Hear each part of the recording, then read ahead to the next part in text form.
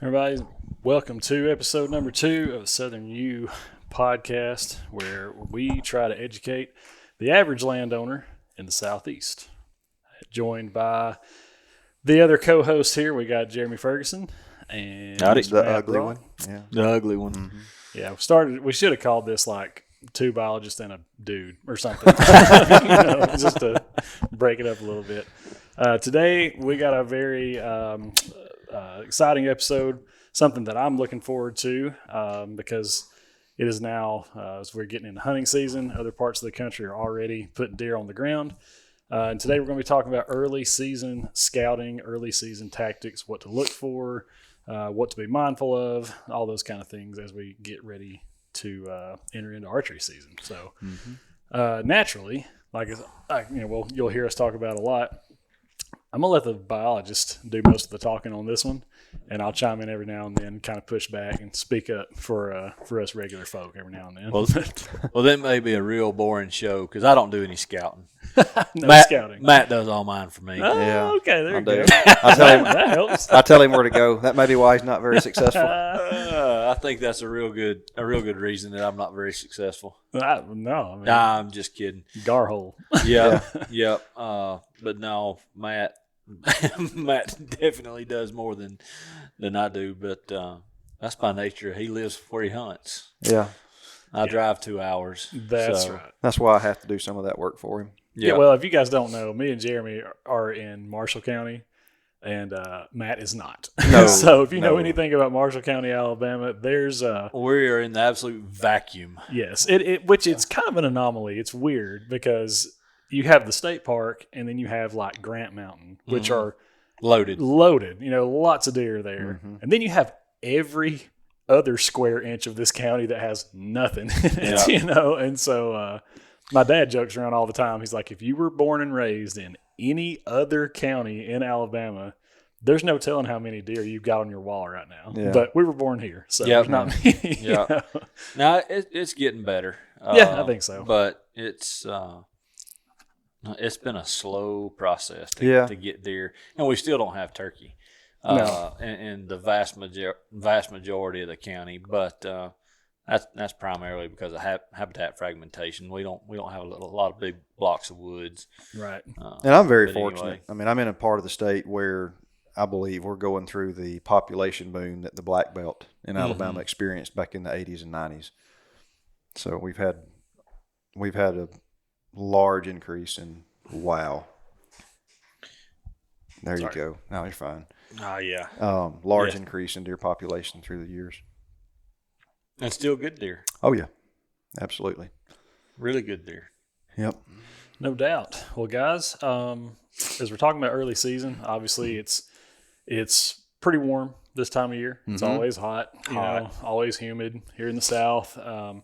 So, as you guys know, we've talked about kind of on the first episode. This is very Southeast centric. So, if you live in the Southeast, Alabama, Georgia, Mississippi, Tennessee, Florida, those states in particular, of course, it kind of expands on out to maybe Louisiana too. But like, what are you looking for with early season on the mind? It's going to be warm. There's plenty of food to eat in terms of just like natural vegetation, and there's oaks that are going to be dropping, of course, and those sort of things. So like, what are you looking for when you're heading to the woods for opening? Well, I don't know if you guys hunt opening morning or not, but opening evening at least here in Alabama. But what are you looking for, and what should I feel like this is kind of along the same lines like we've talked about earlier of kind of the 101 content. This is early season 101, right? I mean, this is someone who's looking to get into this and go, gosh, man, should I hunt a food plot if I've got access to one of those? If I'm hunting public land, what are my options? What should I be looking for? So let's just start first, I guess, just with maybe like some tree identification or, kind of food that comes from the trees. Okay. All right. Jeremy. And well, first, I think it's going to be different depending on where you are. Absolutely. There's, if you're like me, one of the places I hunt, it's pine plantation.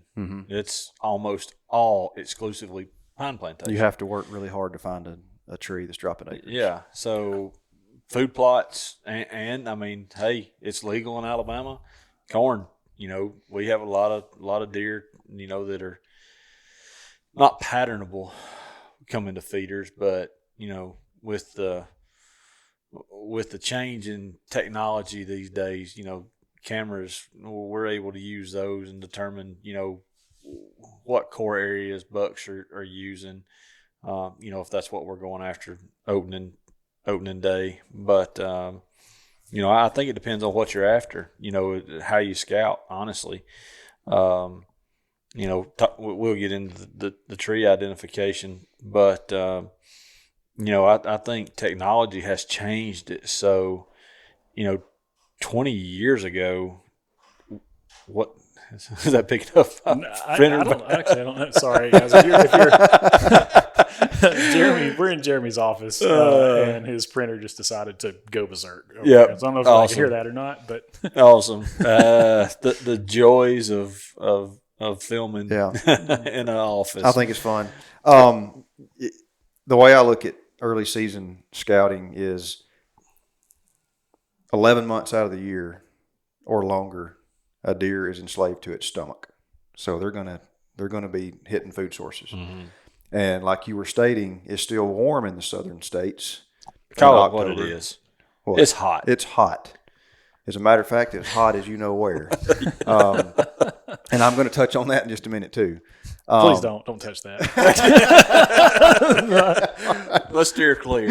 All right. So what I'm primarily looking for is species of trees that are dropping acorns or soft mass that are preferred because there's so much food available. Mm-hmm. I want to go for the species that they're most likely to come to.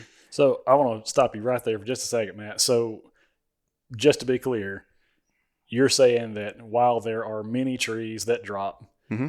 deer actually prefer one over the other. Absolutely. Okay, so a big difference in those. Yeah, so how they rank. I think that's. I mean, if you're a new guy trying to get into this, I think that's a huge It's a very valuable piece of information to have. Not just can I find a tree that's dropping? Can I find mm-hmm. one that they prefer? Yeah, and you and I saw a perfect example when we visited Ernie. With Tethered.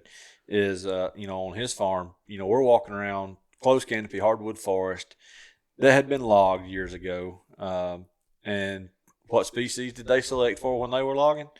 Oaks. Mm-hmm. So there wasn't many. 95% of the oaks have been removed from that piece of property mm-hmm. years ago, and they, because they are slow to come back, especially in a closed canopy situation. If it had been open enough, then they would have pioneered back, and there'd be some there. But because it was still relatively close canopy, they haven't really come back. So we found some old trees. And, if I could pick one out of all the oak species that I'm going to hunt when it's dropping, it's the chinkapin. Mm-hmm. Especially, where you find them. Not the dwarf chinkapin, but they're not everywhere. The large chinkapin. And we walked across through there, and there's two monsters right beside a red oak. And I'm like, no brainer. Yeah, absolutely. If this tree's dropping, I'm sitting here until I get tired of killing deer. Right. Yeah.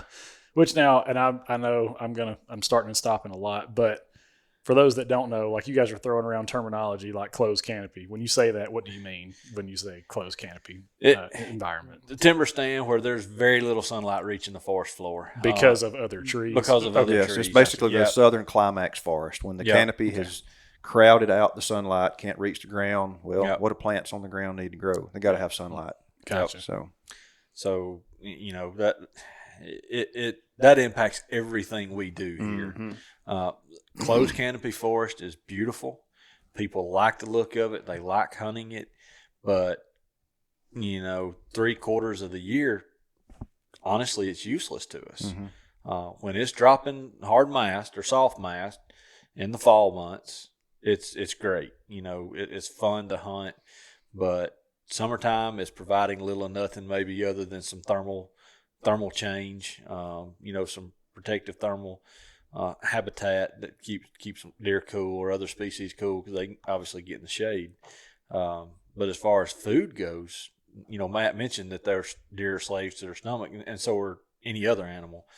You know, they're looking for food every minute they're awake, generally speaking. There's just not a lot of it there. That's why you're up here. We keep referencing Marshall County. We primarily in this county, especially toward the north end, are closed canopy hardwoods because we're at the tip of the Appalachian Trail on the Cumberland Plateau. And what's not is cattle pasture. Yeah, that's exactly right. Don't beat on us, man. I'm just saying, you go from pasture land to closed canopy forest, there's not a lot there for wildlife. That's right. And I'm a perfect example. I mean, I'm a cattle farmer, so I've got pasture. Part of the problem, Jeremy. And I've got, part of the problem. And I've got closed canopy hardwoods, so there's a reason I don't have a lot of deer. But, you know, in areas that you're wanting to promote the growth of the population, you know, logging is a requirement. I know we're getting way off topic here, but from the closed canopy side of things, if you're wanting to increase populations and increase food and increase bedding, logging is a requirement at some point. Gotcha. And pine timber and hardwoods, they have a lifespan. People want to treat them like they live forever. Well, got news for you, they don't. Especially pine timber. I mean, do we come across 250-year-old oaks? Absolutely.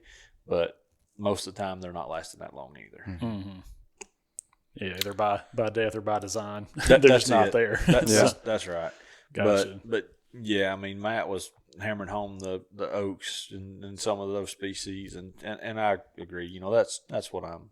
That's my go-to in October, early to mid-November, which, you know, our rut is not like the Midwest. No, you know, around Halloween, the Midwest is gearing up for rut hunts. Oh, yeah, and sure.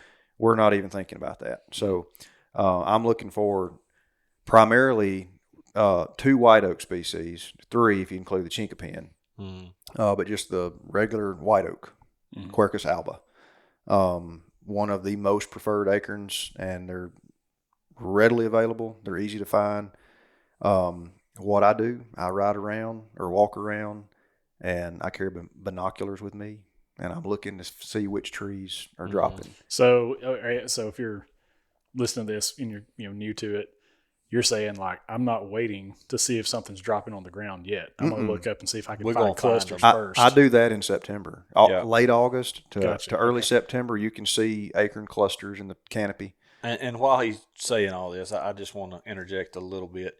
If you're not from Fayette, Alabama, the word he's saying is acorn, the acorn. It's acorns, baby. Acorn. Yeah, What did I say? Acorn. Acorn. Yeah, that's what it is. That's what we say. Yeah. But if you're in the Midwest, it's an acorn. I've never heard of an that's acorn. That's what we're looking for. Southern U, we call them acorns. An acorn is a corn kernel. Acorn kernel. That's right. Okay, I'm talking about acorns. All right. So, well, he threw a cuss word at me a minute ago. I didn't know what he called us. What? Something alba. I don't know. I was like, what you just called me? Quercus alba. Quercus alba. And hey, that's a side tangent, but if you're new to this, there are a lot of resources other than coming on podcast. Get books, get stuff you can put in your hand.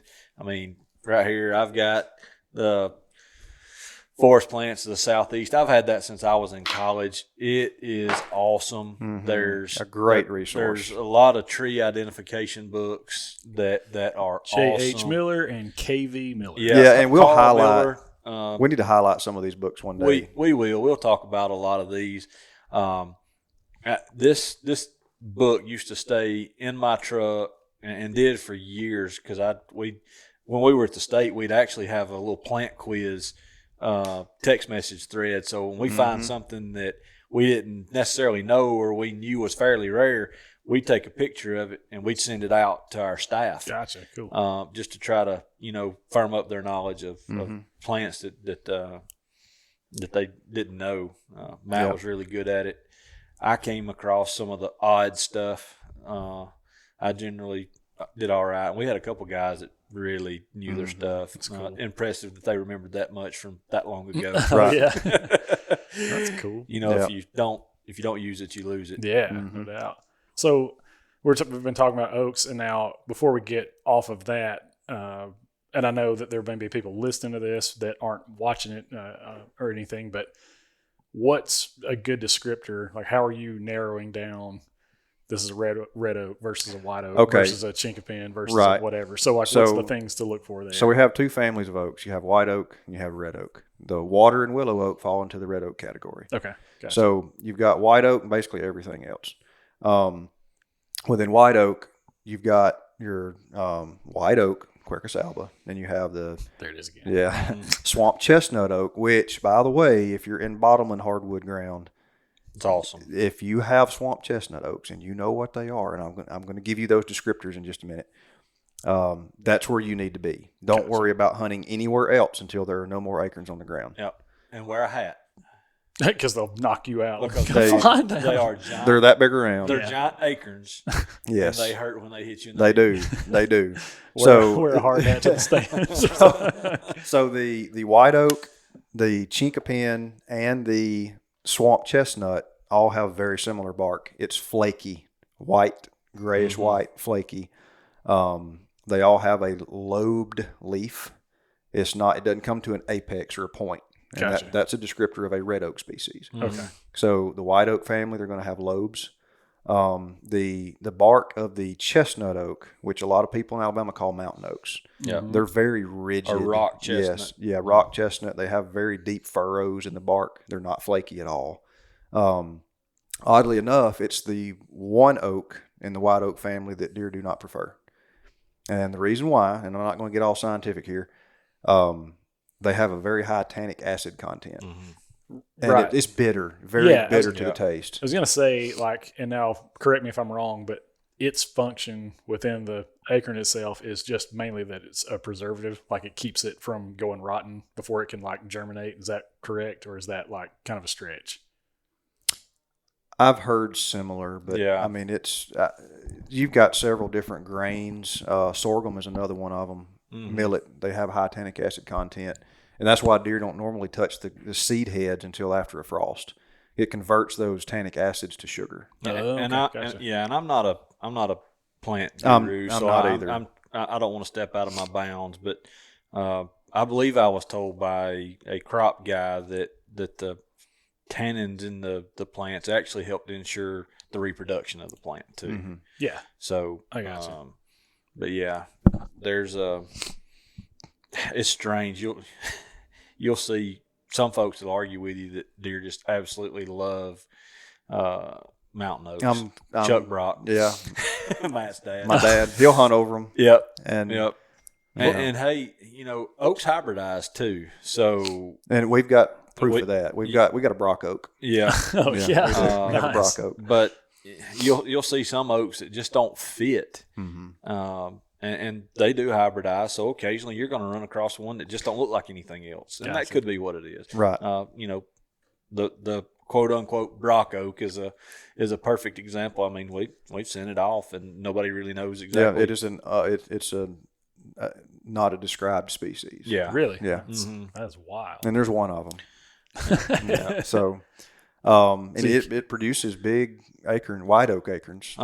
It looks like to the eye a hybrid between a white oak and a swamp chestnut, or a white oak and a chestnut oak, if I had to describe it. But so the real question is, have you killed anything under it? No, Dad does. Yeah. Nice. Oh yes, absolutely. Yeah, he does. So anyway, you've got the white oak family. With the exception of the chestnut oak, those three are going to be my preferred if they're available. So as I'm walking through the woods, driving through the woods on my UTV in September, late August, I'm looking, I got to identify the tree. So I'm looking for white oak bark, and I go straight to the canopy with my binoculars, and I look for acorns. And I already know, because I'm hunting familiar ground, I know which trees have had a history of high production. And that's something I want to just note on. If you're new to this, take notes. Yes. Take notes of what trees are producing heavily, when they produce, because I'll let Matt talk further on it. Some species, they will reproduce annually given proper circumstances and weather. Some are not. Some will be every 2 years. I mean, you'll hear people talk about, man, we had a terrible acorn crop this year. Yeah. And so food plots were just getting hammered because there was no, right. or whatever. And So you're saying there is like some legitimacy to that. Like Absolutely. Sometimes Yes. they produce in abundance. Sometimes Yes. they produce almost nothing. Yeah, Yes. depending on what species your forest is comprised of and what kind of weather you've had, absolutely. Spring weather has a lot to do with Yeah. acre production. Late frost has a big impact on it. And so I mean, I imagine too, water. Too. If Yeah, you get water, dry yes. weather. Yeah, because I Yeah. don't know if you guys remember this or not, but probably about at this point, probably 10 years ago or so, when we had like almost 70 it was like 72 or 2016. Yeah, the 2016. consecutive days of zero rain, like Yep. no rain whatsoever. Yep. I mean, that particular season, it completely changed how I hunted. Like, because I mean, you just can't do what you normally do because there's no food. So you got to sort of back up and punt. Yeah, there was no vegetation and there were no acorns. Right. It was crazy, man. It was I mean, you're hunting in a dust bowl. Yep. It was That was hard. It was. On our deer. And that'll stress deer for Months. More that can carry over to the next year. Gotcha. Yeah. Cool. So that kind of covers, I guess, like oak species and that sort of thing. What about other kind of native browse? I mean, you're talking about like sending out text to, hey, what is this? See if you can ID it. Yeah, I did that to you guys just a couple days ago. Found something in the woods. I said, I don't know what this is, but it's not a muscadine. It's not a grape. It looks similar, but it's a lot more firm. And I just like, I don't know, wild plum maybe. I don't know. I sent it to you guys. And, it's plum. Yeah, good guess. Eat it. Yep. Yep. Eat it, spit out the seed. Yep. And Yep. So of course I had to try it. Couldn't stand it. And How was it? Not bad at all. Yeah, they're not bad. No, not bad at all. Now a persimmon will. Oh, you'll pucker up. It'll suck all the moisture out of your entire And speaking head. of persimmon, that's probably my second most preferred mass producer to hit in October. If you still have some that are holding on. A lot of our persimmon around here will drop in September. Early, yeah. And so I've seen some hold all the way till January. Really? Yes. Yes. Where I grew up hunting in southern Tennessee, they held, I don't know what it was. I don't know if it was just, a localized population that held that long, but they would hold up, and our season ended 1st of January back then, and I think it ends pretty close to that now. But they would hold to the end of the season. God, I mean, I was shooting deer off of persimmons December break when I was a kid. That is Christmas nuts, break. man. There's a persimmon tree at the corner of the Black Warrior Wildlife Management Area headquarters, and it's probably this big around. It's a big persimmon, probably 55, 60 feet tall, and it will hold until February. That is nuts. Yeah, I mean, it will have persimmons all winter long. And now, if you're not familiar, I know this is kind of getting a little redundant, but like a persimmon, as far as the fruit itself, if you're not familiar with them, they're, I don't know, a little smaller than about a golf ball, I guess. And Look for the tiny pumpkins. Yeah, that's it. They're really small. They're orange, and technically speaking, like humans can eat them, I guess, if they're right, that sort of thing. But they are quite. They will make your mouth pucker up, like you said. It'll snatch all the moisture out of your. The flesh is great, but I'm telling you, the skin is awful. Yeah. You can't bite through that skin. I don't know how deer eat them, but they. And love we, them. we're this is obviously new for us. We'll try to put up photos, stick them in. Yeah, sure. And all this so that we can cover this so folks can see. So you got white oak, you got persimmon, and don't overlook red oaks. No, Do not overlook red oaks, especially if you have a shortage of white oaks in any given year. Yeah. I've killed a lot of deer on red oaks. Actually, there's a red oak that I was just talking about. Or Jeremy brought up taking notes, and like there's a few properties I don't have to scout. I just go in, and if there's acorns there, I know where to go. And there's one tree that I killed 7 deer out of in one season with a bow. Wow. It's a big red oak. It has a huge canopy. It puts on a ton of acorns, and when it's dropping, that's where I'm going to be. Yeah.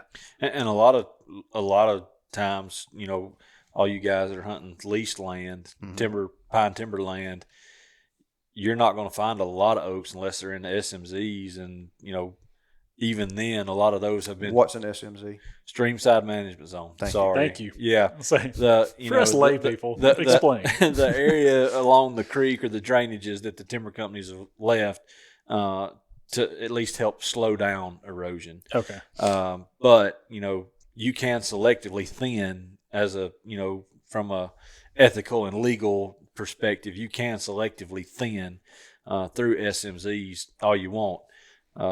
So a lot of those oak trees that are, high quality timber products, generally speaking, as long as, you've got a good log or whatnot, not hollow, they may have been selected out, but you find a lot of water oaks. And if that's all you've got, hunt them. They are dynamite. Yes, they are. And they produce 1 million acres. They're tiny. All about that big. Yeah, they're all the size of the end of your little finger, and there's 1 million of them. Yep. And deer will just stand under them and just vacuum them up. They will. Because there's nothing else like it for them. Then the water oak and willow oak both hold their acorns well Long into the winter. time. So you've got something that you can hunt through perhaps the length of the whole season. Yep. Yeah, I got my dad and I for several years in a row in just below Selma. There's a place called Alabama River Lodge, and they would put on this kind of like a bow hunting tournament type thing. It was like a 2-person team, and you would get down there and like draw randomly 4 sections of property and get up the next morning. You have until noon to scout, and then starting at noon, you can actually hunt. And so it was all done by weight. So like, if the heaviest doe or the heaviest buck or the heaviest combined weight for the weekend, all this kind of stuff would go into declaring a winner and getting prize money and all this kind of stuff. It's a lot of fun. But you're talking about water oaks and just how there's 1 million of them, and deer will just kind of just sit there and gorge themselves on them. We screwed up on that one year because the section of property we drew, we tried to scout as much as we could in that short time frame. We basically got about 6 hours from daylight until noon to figure out where you want to hunt, and if you're hanging stands or if you're prepping trees or whatever you're going to do, you got to do it in that time and then hunt. And we found on the edge of a field, edge of a food plot that wasn't planted, it was just kind of grown up, but the very edge of it was just absolutely, deer had just annihilated the water oaks right there. But there was no real trees to get in in terms of like you just couldn't hunt from elevation anywhere. And so instead of still trying to hunt it somehow, even hunting it from the ground or something, find a way. It was like, let's just go somewhere else, and we screwed up. Yeah, because it cost us. And now, knowing what I know now, it's like I'll sit on the ground and hunt if I had to, because that's where they are. There was no doubt about it. Well, and that's very applicable to all these guys who are leasing timber company properties that are 90% or more pine plantation.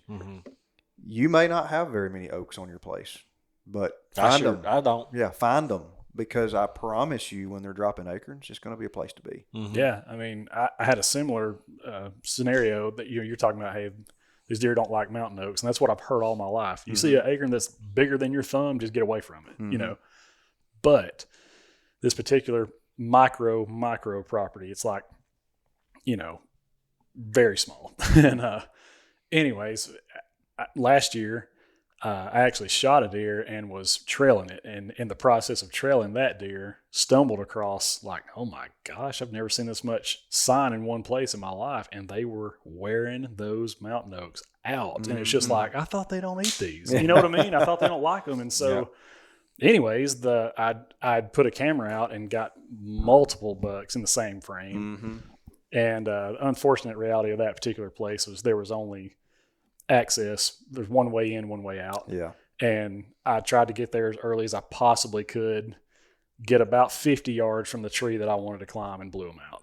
Yeah. And it's just like, but they were there. You know what I mean? And that's, it's like kind of the old saying is you hunt where the sign is. Right. You know what I mean? Yeah. There's, there's two, I guess, ways to look at that. And I'm not trying to chase too many rabbits here, but I'm going to chase this one. When you're hunting early season food sources, you're going to bust deer. Absolutely. Because nothing you can do about it. Yeah, you can't get in there and hunt it in the morning without deer already being there, and you can't climb down and leave in the evening without busting deer. You can do that with a rifle because you can back off far enough that you're not impacting the deer, but with a bow in hand, if you're trying to kill them on the food source, you've got to bust them. I've never thought about it before. That's a lot of truth in that. And it also, it affects your success. Because after you do that 2 or 3 times, guess what? You're going to start seeing fewer and fewer deer, if you see any at all, during daylight hours. So, a lot of times what I'll do, rather than going in to a hot oak tree that's dropping acorns, 30 minutes before daylight, I'll wait till it's first light where I can see. And if there's deer feeding when I'm walking in, hopefully, I'm going to try to approach that stand when the wind is in my face. Mm-hmm. And I'm going to take my time and I'm going to look and hope that I don't get caught and see if there's deer on the food source. Yeah. If there's not, I'm going to go in and get, in my stand. If there is, I may just sit tight for a few minutes and let them feed, do their thing, and ease off. Which, I mean, and it still may not work. It may not That's work. Right. You know what I mean? And, hey, the other side of it, bust through there before daylight, run them all off, climb the tree. Hope they come back. I mean, some deer are going to come back. Yeah. Hey, and there you can come up with unique ways to solve that. I mean, I've called Matt's dad a time or two and said, "Hey, you home from work?" Mm-hmm. Yeah. What you got? I'm like, "Hey, drive into this field." Yeah. And let me get set up. Let me get out. Yes, I'm sitting in a stand and there's 8 deer in the field and I don't want to bust them. Just drive up in here. My target buck is here. He's out of range. He's not going to make it here. I'm not getting down. Mm-hmm. Just drive in here, make something unnatural, push them out. And they, everybody or a lot of people say pressure is pressure. Well, not entirely. Mm-mm. Hunting pressure is perceived differently than any other kind of deer can be influence. Conditioned to be fearful of certain things in the woods and not others. And for some reason or another, vehicles, tractors, that kind of thing, they're habituated to that. They see that kind of activity, especially if you're on an operational farm. They're used to seeing trucks. And I've got some interesting stories on that we'll cover a little later time. Yeah. Can't do it right now. Sure. But, those early season food sources are great. We've covered the white oaks, the persimmons, the red oaks typically are going to have a darker bark. It's going to be kind of rigid. It's not flaky. Depending on the species, you're looking at southern red, northern red, shoe marred, cherry bark. There's several other species, but what I typically there's a lot of species of red oak. But the ones that I focus on typically are either going to be northern or southern red. Gotcha. Shoe marred oak, or not shoe marred, cherry bark is going to be more common in the bottomlands. But I hunt a lot of upland ground. I don't hunt bottoms very much. Gotcha. Cool. Rank them how you would hunt them. How I would hunt them. If I had white oaks, red oaks, and water oaks all dropping on the same property, I'm hitting the white oaks first, always. Typically they drop in October, November, and they're kind of done pretty early. Yeah, they don't normally carry over into December. Your red oaks are still dropping in early December. Hit those second, and then hit those water oaks later in the year. Now, if you don't have white oak and you don't have red oak and water oak is dropping, hunt it. I'm telling you, there's been a lot of deer killed on water oaks. Yeah, for sure. They put out a lot of acorns. Yeah. We're a little different here on this side of the state. We do have large chinkapins. Yeah, and see, we don't have those where I'm at. So, I tell people when I'm kind of explaining in layman's terms, out with a landowner that doesn't really know anything, it's like, okay, look, you sit down and you're eating at a fine restaurant. The white oak is your steak, the red oak is your potato, but by gosh, the ice cream at the end, that's your chinkapan. So how many of us don't want to go straight for the ice cream? So anytime I can find a chink, I'm sitting. And I have found one chinkapan oak in Fett County. Really? One. I know exactly where it's at. I can't hunt it, but I know where it is. He's saying that like we should feel sorry for him. Well, you know what I mean? Feel sorry for the guy that's got a dozen Pope and Young deer on the wall. That's not true. From Alabama. That's not true. That's funny. Well, so that's kind of food sources. Let's kind of move on to maybe terrain features, because again, in the Southeast, you kind of have a large gamut of terrain, even in the state of Alabama, for example. I mean, where we're at here, it's unbelievable. Yeah. I mean, you have a very diverse state. Yeah. I mean, like in Marshall County here, or even farther north, you're at, like you said earlier, tail end of the Appalachian Trail, and you've got, the Cumberland Plateau. So you've got mountainous, and I do mean mountainous. That's not it's not a joke. You know what I mean? Right. You have some very steep, and have a guy, my pastor affectionately refers to that kind of stuff as billy goat land because it's just straight up, straight down, Yep. you know. It is. And so you've got those kind of terrain features. And then a couple hundred miles to the south, you get the middle of the state. Things start to flatten out some. And then as you get to the lower third, it's flat as a pancake. Yeah. Looks like the Midwest. Yeah. Just no crops. Right. Yeah. It's just all pines. So, you know, how does that factor in? How does that play in when you're trying to hunt southeastern whitetail in early season? What, you know, we've covered food, but what are you looking for terrain wise? Oh, can we back up just for a second? Yeah. Because I wanted to touch base on one thing. I don't typically worry about going hunting in the early season until the first cold front. Really? I will probably go October the 14th this year, but I'm not going to be very excited about it because I know what deer do when the temperature drops 25 degrees in October. Yeah. And it's stupid. Yeah. It is absolutely stupid. So, you know, just because you've located a good food source does not mean that you need to run in there at your first opportunity. If you have the option of picking your day, wait until that first cold front. And that's hard in a club setting. Yes. We're a little different. Matt and I hunt together with one other guy, and then we both have some properties that we hunt by ourselves. So we can make those decisions.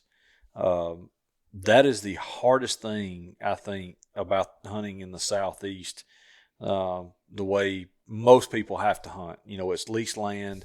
There's a lot of guys on the landscape from a man per acre standpoint. You may be running a guy per 50 acres or more. Yeah, and see, that's unbelievable. Yeah. You know, and I've been in clubs like that, and I got out of all of them. I mean, I'm gonna hurt some feelings because there's some really good clubs that maybe run this way. But if you're in a club that's run by a board or a group of members, go. I'm out. If I find a club that's that way, that's great as far as killing quality deer, and I find out it's run by a group of members, I'm not even thinking about it. And if you do some research, more than likely there's a very small group of guys killing those really good deer year in, year out. And they're the ones that's controlling things. If you want a successful hunting club and you want to be happy, get in one that's a dictatorship. Yep. Yeah. Which now, you know, this is kind of a sidebar too, but not picking on Ernie Power from Tethered on this, but we went on a hog hunt a couple of years ago, and I just didn't realize, I guess, that when the term hunting club, like having multiple people, you may have 100 people that are in on this lease. You know what I mean? And anyway, just kind of I kept referring to that just the whole weekend we were down there, and he was just like I don't know what that is. Yeah. You know, what do you, when you say hunting club, what are you talking about? And I guess I didn't realize that type thing is more Southeast centric. Very unique. Like, you know, in the Midwest, people don't do that. It's like one guy leases a farm and he's who hunts it. Nobody else has a say so. And down here, it's like you have these gigantic tracts of timber, you know, pine plantation, and there may whatever. Be hundreds. Yes, you could literally have 100 members, you know, that are making this lease happen. And I guess I was, you know, just naive and didn't know that's not how the rest of the country operates. Yeah, it's just kind of a very unique Southeast to thing. the South. It is. And when I managed clubs for the timber company that I worked for, we had some monsters, and we did set some limits on how many people they could have based off the number of acres they had. But I mean, we had clubs with nearly 200 members.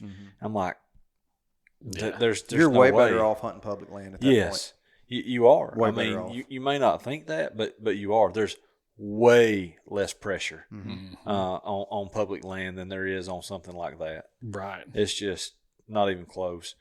And so that we went a long way around to say we like chasing rabbits. Yeah, if you find a food source and you're in a well-run club and the weather's not right and you know you've got bucks using it, make a conscious decision to, hey, guys, nope, let's make an agreement that nobody's going in here and going to burn this spot.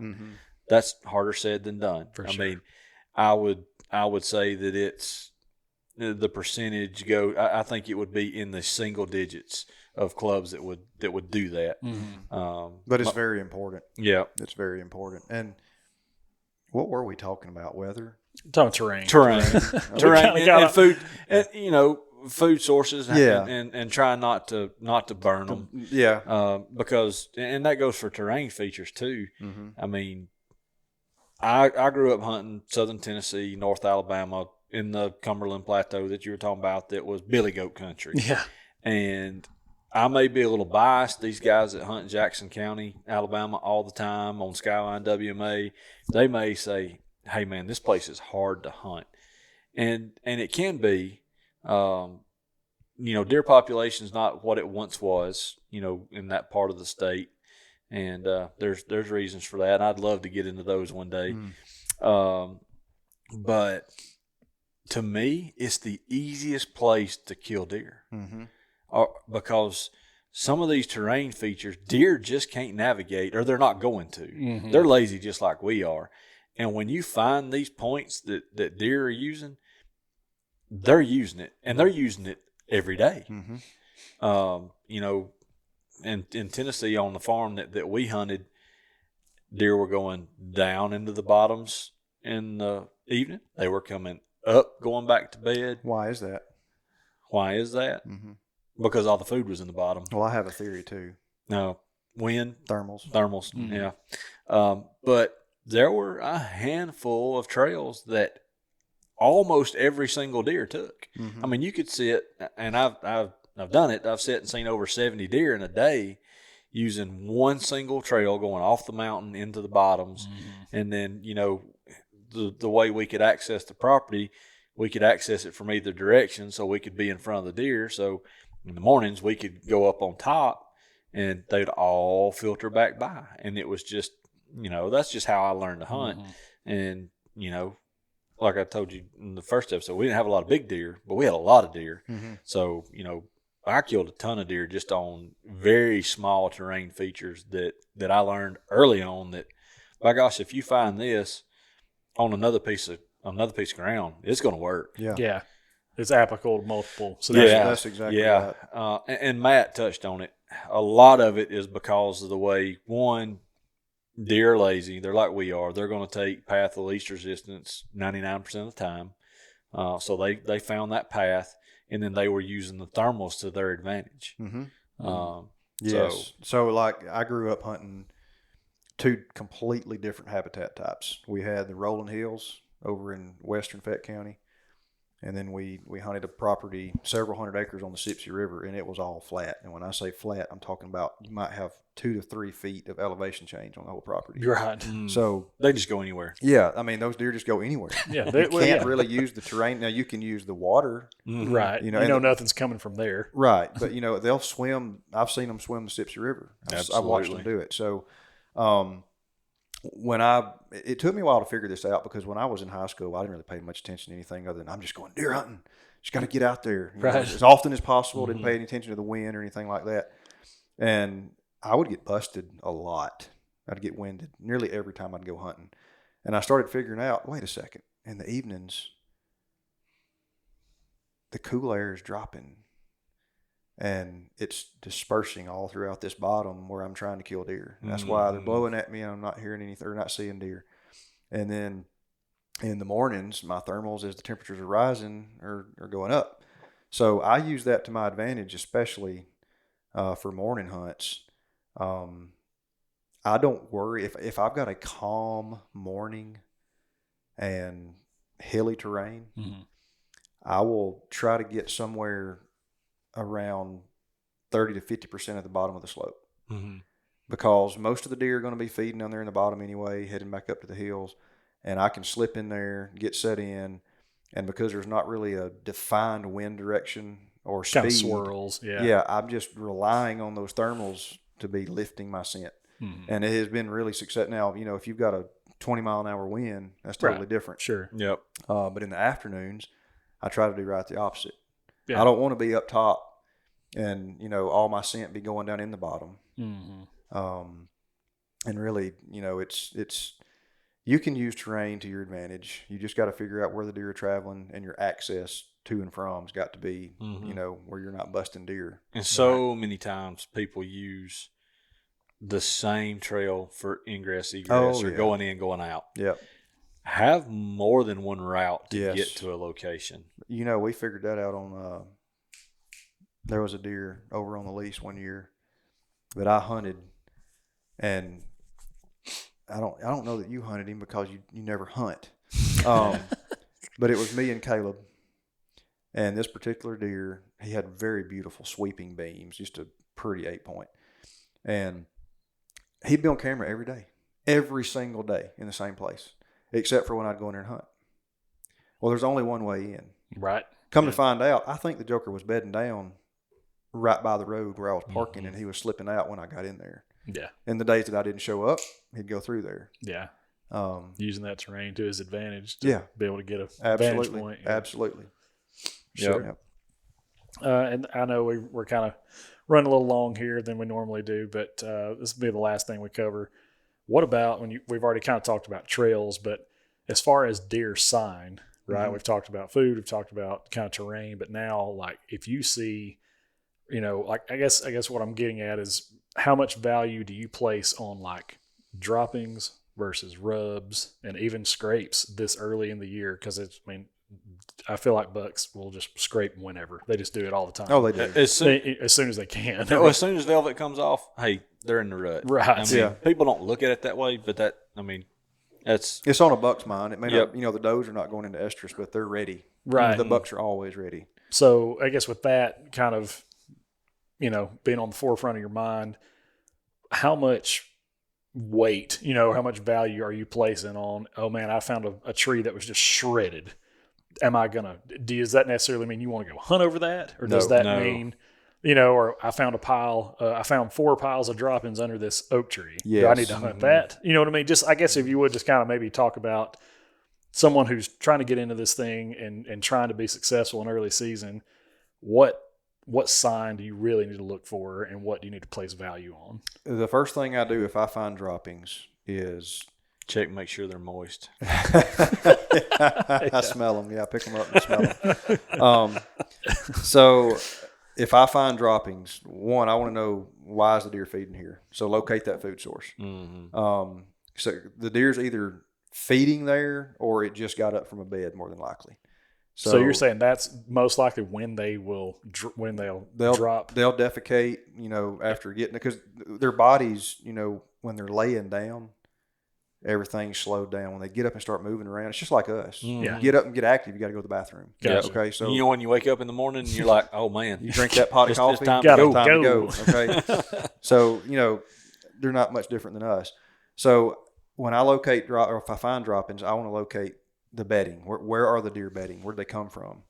And if it's in close proximity to the bedding area, I want to try to cut them off before they get there. If I have that option, that's great. We've been talking about hunting over the food source. If I can cut them off before they get there, if I know where they're coming from, that's what I'd prefer to do, because you're not busting deer off that food source.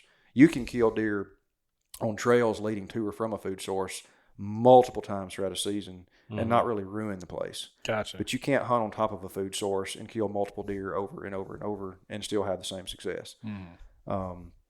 So yeah, droppings, I place a lot of importance on that. Find out what food source they're hitting, where they're bedding, try to cut them off, and that's probably one of the more important signs early season. Yeah. I don't put a lot of stock in rubs. How about? Unless I just want to ask you the common question.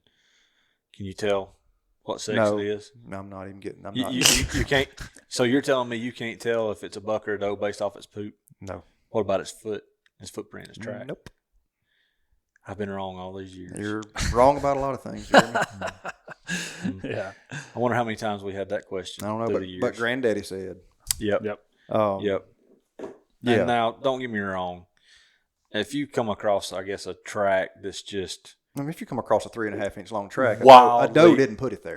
a wildly larger track, Yeah. and I know some very successful hunters that use that. I mean, they scout creek banks and roads, and they look for the largest track they can find, and they figure out where it's coming and going. Why did it come through there? And they're very successful. But It's not There's no way to act. No. There's no one guaranteed way to positive. No, that. absolutely not. absolutely And not. we're asked that question a bunch, or or you'll see posts of, came across this buck track, or look at this buck poop. No, I'm sorry. I'm sorry to bust your guys' bubbles, but you're wrong. But now I will say this: does have a tendency to place their back foot inside the track of their front foot. Yep. So if you find a track that's replicating itself, it's more than likely a female deer. It's a gait. It's a body length deal. Gotcha. Yep. Okay. So there's that, but so like if you could rank them like we did earlier with the oaks and stuff, if you were to rank droppings versus rubs versus I found a bed, right? Or like what are you? If I find a single bed, I don't get worked up over that. If I find a single rub, I don't care if it's as big as my thigh. I don't get worked up over that. Spikes can make big rubs. Oh, I've seen them do it. So what I look for, and unfortunately, these are not skills that are learned nowadays because we have the technological advances that we do, cameras. But used to, I would locate cluster rubs. So there would just be, rubs in every direction, all in one area, perhaps even multiple bucks rubbing those trees. And it was typically associated with a bedding area. So now, are we still talking about early season? Yes, we are. Yeah. If you can find and beds too. Yes, in close proximity. Yes, if you can find droppings and cluster rubs and bedding all in an area that's in close proximity, hunt it, but carefully. Yeah, because you can bust those deer out. Yeah, I was going to say, I've always just kind of been of the. Not that this is right or wrong, but just always been of the philosophy of like, if you find a bedding area, quote unquote, just like get out of there. Don't go in there and blow them out or anything. Well, and here's the thing about hunting the South, and this is what differentiates the South versus the Midwest. Deer down here can bed just about anywhere. Absolutely, they can bed about anywhere. And will. And they will. So, I kind of chuckle sometimes when somebody says, oh, I found a big buck bed. Well, you found one area where he has bedded maybe once. Mm-hmm. Has he ever bedded there before that time? We don't know. Will he ever bed there again? We don't know. Mm-hmm. He laid down one time. And, he may very well bed back again. But GPS data has shown that bucks around here, they bounce around. They just bed wherever they want to. Mm-hmm. Gotcha. So, it's not necessarily in the same place.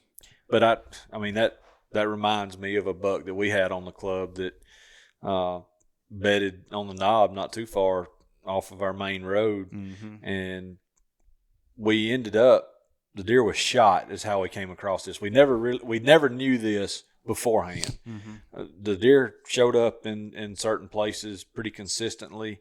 We knew, or we felt like we had an idea of where he was living, but we were pretty much just dead wrong. Mm-hmm. But the deer was shot, and we were trailing him, and it's not a rule of thumb that they're going to go through their bedroom when they're shot, but sometimes they will. Mm-hmm. But what Matt just described, the cluster rubs and the handful of beds on a point on a terrain feature where that deer could see the bottom and could use the thermals to his advantage from the road and from the bottoms coming up. Mm-hmm. We felt very confident that that's where that deer, was bedding. Mm-hmm. And he was very protected there. Yeah. It really wasn't anything but a blackberry thicket on a little knob and some thin pine. So, had it not been just eat up with blackberries, it'd have stuck out like a sore thumb. But he had him a little spot wallered out, or 4 or 5, just right there on that little ridge, and there was no way really to get to him. And I think that they shot that deer in the rut, didn't they? Yeah, I thought so. Yeah, yeah. So all bets are off. In the rut, all bets are off. But same type situation for years on that same lease. Before Jerremy got in, and this was before cameras really, there was an area, right? We had a sign-in box. We had more members than we do now, and it was one of those clubs with multiple members. So we would go in and we would open the mailbox and sign out where we wanted to go hunt that morning or that afternoon, and that's where we'd go. And every time I'd pull in there, I noticed all these rubs, like right by the mailbox. And they were big rubs. I'm talking like, this big. In the South, that's substantial, And I was like, how would I even hunt this? Like, there's so much traffic going. It's right on the road. And, I never knew when somebody might be pulling their sign in or out. And I just I'm going to take the risk one day. I'm going to come in here. I'm going to drive in just like I always do. I'm going to sign in for the mailbox. I'm going to back my truck about 150 yards down the road and run back up here and climb a tree. And that's what I did. I was 50 yards off the road. Killed a 143-inch deer that morning. God. And none of those trees were ever rubbed again. He had been rubbing those same trees for 3 or 4 years. He aged out as 4. I don't think he was 4. Really? I think he was much older than that. Yeah, that's crazy.